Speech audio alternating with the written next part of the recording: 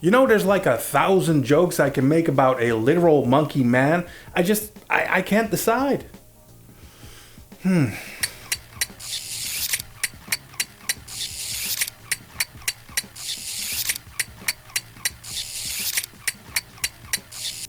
Nope, I got nothing.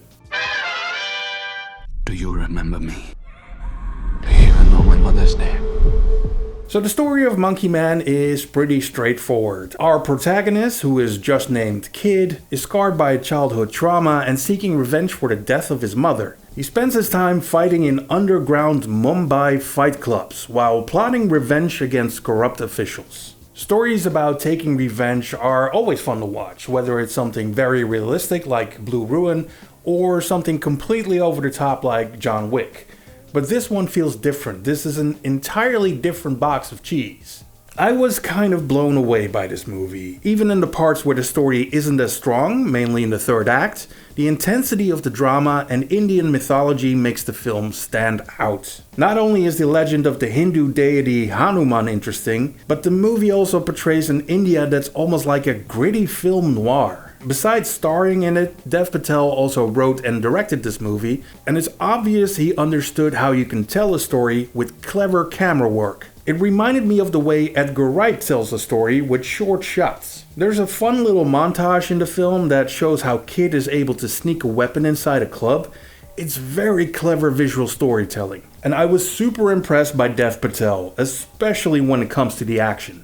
Most of the combat is shot pretty chaotic, but without losing the overview, so you can still follow what's going on screen. I noticed lots of close-ups and medium shots in the first half of the movie, but very few wide-angle shots. And what that does is, it gives the audience a sense of being inside the hero's head. Everything feels really frantic and intense. At first I was a little worried it would continue to stay chaotic throughout the entire film, but after a sort of spiritual transformation in the third act, the movie starts to utilize more medium and wide shots, because the protagonist Kid now sees things with more clarity. It's kind of hard to explain if you haven't seen the movie yet, but trust me when I say it is noticeable and it's very smart. Now, all that frantic camera work might sound exhausting, but the editing of this film is top notch. Some of you might know I'm an editor myself, so that's one of the things I noticed immediately. And this is also a movie in which the hero isn't invincible. He gets hurt, like everybody else, because he's a human being. There's a funny scene with Kid attempting to jump out a window that really underscores that fact. And I like those bits in the movie because they make fun of the cliches.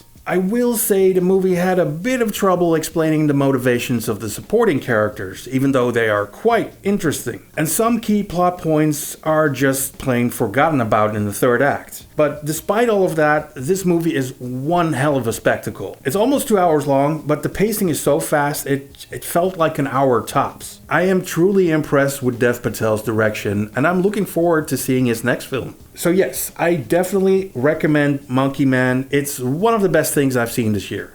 Do you remember me now?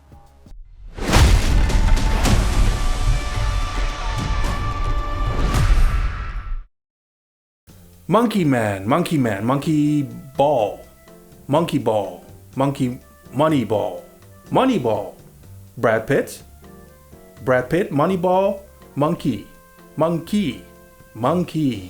12 monkeys. Wait, what was the question?